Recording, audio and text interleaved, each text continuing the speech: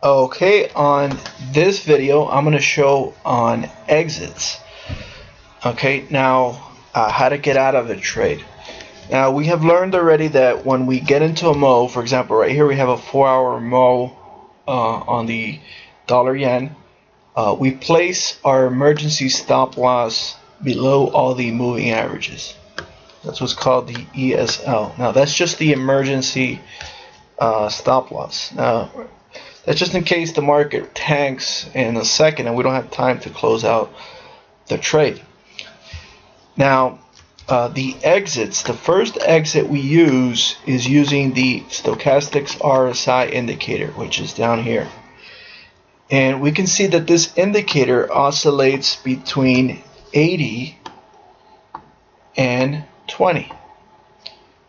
Okay, and you can see a magenta line across it. Now behind it we see the MACD indicator. Now what happens is when the price gets above, this indicator, this line gets above 80, it's considered to be overbought. Okay, and that's means it's like your car. Think of it, it starts getting overheated. So when the price starts going up, now that doesn't mean we exit at that moment. We exit when it gets overbought, which means it gets the magenta line gets above 80, and then it comes down and gets below 80. Think of the car getting overheated and then it starts slowing down because the motor broke out. So that's one of your exit points using the RSI. Now the same thing would be if we were in a down or a short trade. When it gets below 20, okay, that's called oversold area, and we don't get out right there. We get out when it gets below the oversold area and then it crosses back up, like right there. Or for example, right here, it went up, crossed over. That's a possible exit. Now the only time we don't exit on the RSI is if we just entered the trade and it's rolling over. We'll wait for the next. So let's say we bought right here and this turns over. We'll wait for the next RSI turnover to exit. You can see I'm already up $70 on the Euro Yen trade. So this is a good example of applying. I got it in a 50-minute chart on a breakout mo right here. And we just went up right here, so we're already about $30, and this looks like it's going to run nicely. Okay, but let's get in and let's look at another possible exit. So the first one is on RSI crossovers. Now another rule to exit, rule number 2 to exit, is whenever we get a long bar. For example, this is a long bar. A long bar, and the definition I use is when we get a bar or a candle that's about 2.5 times the average candle, or in other words, a big profit in a short amount of time. Because usually after that big one, then we get a reversal. So it's, especially if you already had a lot of profit on one candle, you want to take profit. So that's why the long bars are a take profit. Now another take profit, for example, let's say we got in on this trade right here and the market went up. Okay, if we get 3 or more reversal bars, and reversal bars will be anyone with a long wick, for example dojis, like these are dojis, spinning tops, shooting stars, hammers, where the wick of the candle is bigger than the body.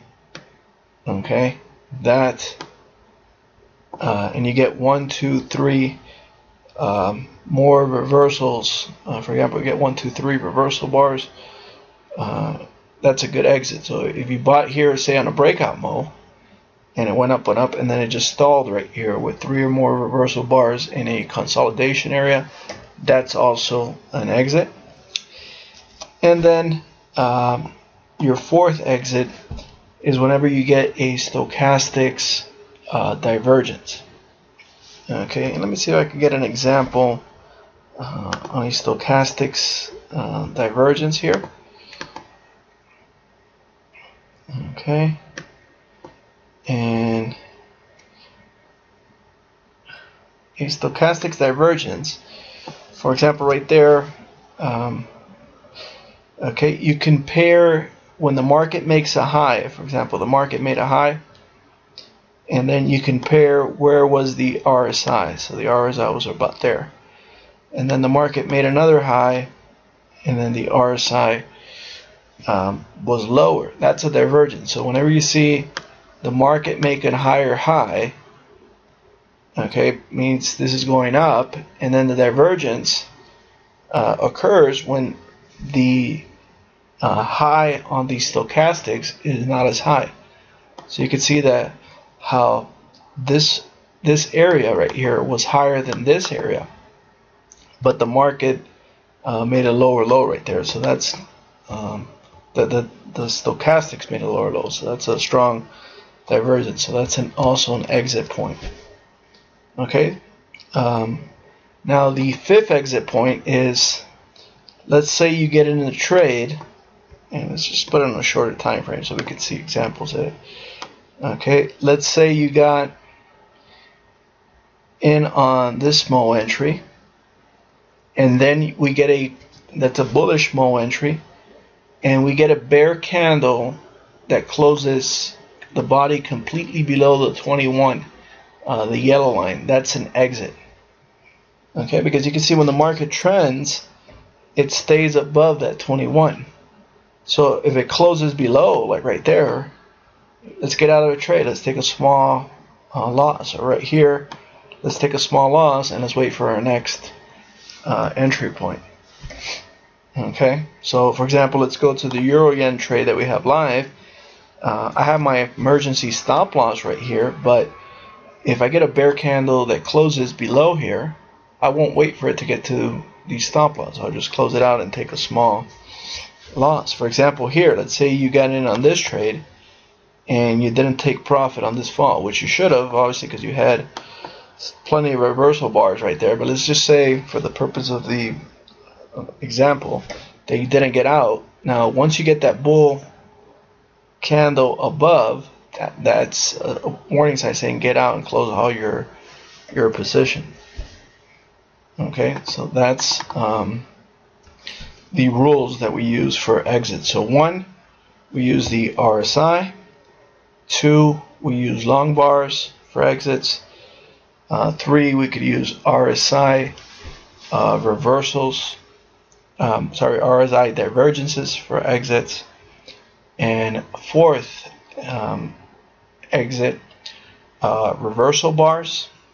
And then 5th exit, a close below the 21 or above if we're in a short trade, with a candle in the opposite direction. Okay, so the rules are real easy. Those are the rules for exiting a Mo entry.